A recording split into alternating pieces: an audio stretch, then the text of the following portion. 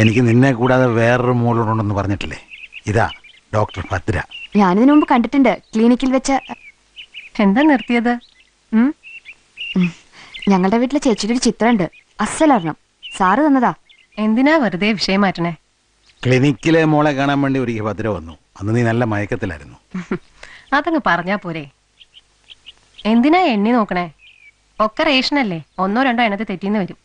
ശരി, ഇതാ കിടക്കുന്നു. നിങ്ങൾ രണ്ടോട് എന്തെങ്കിലുമൊക്കെ പറഞ്ഞുകൊണ്ടിരിക്കുക. ഞാൻ 1-2 പേഷ്യൻസിനെ കണ്ടിട്ട് വരാം.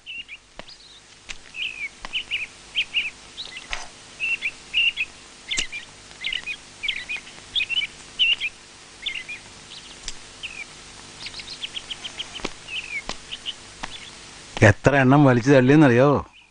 നീ ഇടയായിട്ട് ഉഴപ്പാണ്. ഒരു കണ്ണ് ഇവിടെ ഗായത്രിയുടെ വേണമെന്ന് ഞാൻ പറഞ്ഞിട്ട് നിന്റെ കണ്ണ് റോഡിലും ചുറ്റുവട്ടത്തെ ബാൽക്കണികളിലുമാണ് അല്ലേ? എന്താണ് ഒരു രഹസ്യ വാർണിംഗ്? ഈ മോൾ ഒരു കുഴപ്പവും ചെയ്യില്ല. അച്ഛന് ധൈര്യമായിട്ട് പേഷ്യൻസിനെ പിടിയാ, കാശും ഉണ്ടാക്കാം.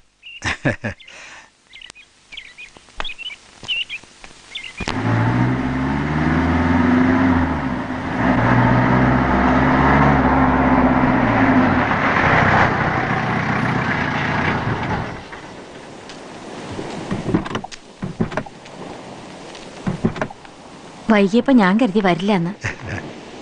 മോളെ ഭദ്ര പറഞ്ഞറിയാം. ഇപ്പൊ നാട്ടിൽ തന്നെ ഉണ്ടോ? ഈ പ്രസ്ഥാനത്തിന്റെ വളർച്ചയിലെ മാധവനായുടെ ബുദ്ധി ഉണ്ടെന്ന് പറഞ്ഞു കേട്ടിട്ടുണ്ട്. ഭദ്ര പറഞ്ഞു തന്നെയുള്ള അറിവാണ്. പക്ഷെ അത് ഇത്രയും മനോഹരമാണെന്ന് ഇപ്പോഴാണ് അറിഞ്ഞത്. ഇവള് വന്നാ സാധാരണ അന്ന് തന്നെ തിരിച്ചു പോവും. ഇന്നങ്ങനെ ആവില്ലല്ലോ. ഒരു ചേഞ്ച് വേണമെന്നുണ്ട്. വരൂ.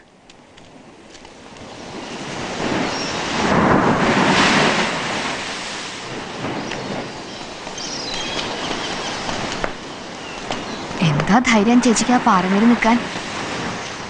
ഒരാൺകുട്ടിയെ പോലാ ഞാനിവിടെ വളർത്തിയത്. ഞങ്ങള് കളിക്കൂട്ടുകാരെ പോലായിരുന്നു. 7 വയസ്സുള്ളപ്പോൾ ഇവളെ എന്നെ ഏൽപ്പിച്ചിട്ട് പോയതാ അമ്മ. ഞാനൊരു പന്ന പോക്കറി ആയതുകൊണ്ട് ഭാര്യ സൂയിസൈഡ് ചെയ്തതെന്നാണ് കഥ. താനും കേട്ടിട്ടുണ്ടാവുമല്ലോ. സത്യത്തിൽ പ്രശ്നം ഞാനും ഗായത്രിയുടെ അമ്മയും തമ്മിലുള്ള വിശ്വാസത്തിൻ്റെതായിരുന്നു. ഒരു പെണ്ണെനിക്ക് ഫോൺ ചെയ്താൽ ഒരു സ്ത്രീയെ ഞാൻ അല്പം കൂടുതൽ സമയം പരിശോധിച്ചാൽ വെരുകിനെ പോലുള്ള അസ്വസ്ഥയാവും.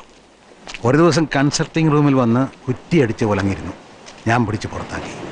അതായിരുന്നു പ്രകോപനം. ഗായത്രി മോളാണ് ആദ്യം കണ്ടത്. കത്തിയെരിയുന്ന അമ്മ. അവളുടെ കണ്ണുകളിൽ ഇപ്പോഴും അമ്മ നിന്നെരിയുന്നുണ്ടാവും. കുറച്ചൊക്കെ മരുന്നും മനഃശാസ്ത്രവും പഠിച്ച ഞാൻ എൻ്റെ മോടെ മനസ്സ് മാത്രം കണ്ടില്ല.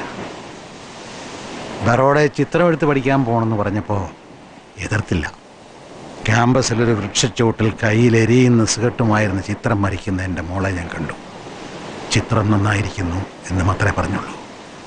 ഒരിക്കലും അവൾ എഴുതി, അച്ഛനെ കാണിക്കാൻ ഒരാളെ കൊണ്ടിരുന്നുണ്ട്, ഒരു ആർട്ടിസ്റ്റ്, അയാളോടൊപ്പം അവൾക്ക് ജീവിക്കണമെന്നുണ്ടെന്ന്. ഞാൻ അത്ഭുതപ്പെട്ടു എൻ്റെ മോടെ തൻ്റെ അടുത്ത്. അങ്ങ് ഡൽഹിയിൽ ഭാര്യയും ഒരു മകനുമുണ്ടെന്നറിഞ്ഞ അതേ നിമിഷം അവളവൻ്റെ കരണത്തടിച്ച് പുറത്താക്കി. അത് കണ്ടു നിന്ന് എൻ്റെ മനസ്സ് പറഞ്ഞു, മിടുക്കി, പെണ്ണായാൽ ഇങ്ങനെ വേണം, നീ അമ്മയെപ്പോലല്ല.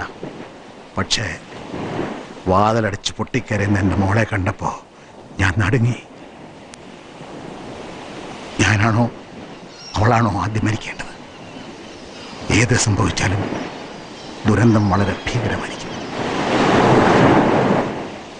ഇതൊക്കെ പറയുന്നത് എൻ്റെ ആശ്വാസത്തിന് വേണ്ടി മാത്രമല്ല, ഒരു മഹാദുരന്തത്തിൻ്റെ തുടക്കം എത്ര ചെറുതായിരുന്നു എന്ന് പറയാനാണ്. ഒരു നിമിഷത്തെ സംയമനം, അല്ലെങ്കിൽ ഒരു ഏറ്റുപറച്ചിൽ എൻ്റെ ഭാര്യയോട്, അന്ന് അത് മാത്രം മതിയായിരുന്നു. ഇന്ന് നിങ്ങളുടെ കൊച്ചു കൊച്ചു പണക്കങ്ങൾ കാണുമ്പോൾ എനിക്ക് പറയാനുള്ള അതാണ്. എനിക്കറിയാം ചന്ദ്രൻ തന്നെ വളരെ വളരെ സ്നേഹിക്കുന്നു, താൻ അയാളെ.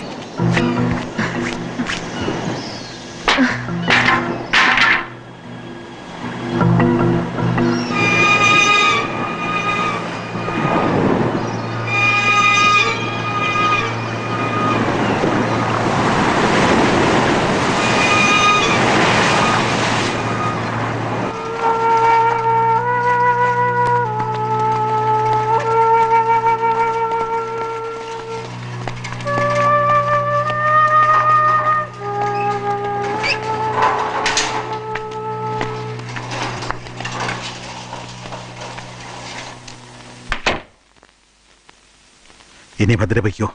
അടുത്ത ആഴ്ച ഹൈദരാബാദിൽ CME പോകണം. ഒരു പേപ്പർ പ്രസന്റ് ചെയ്യാനാ. ഭദ്ര ഇടയ്ക്കിടയ്ക്ക് വന്ന് മോളെ കാണണം. അവൾക്ക് വേറെ ആരും കൂട്ടുകാരില്ല. ഓക്കെ?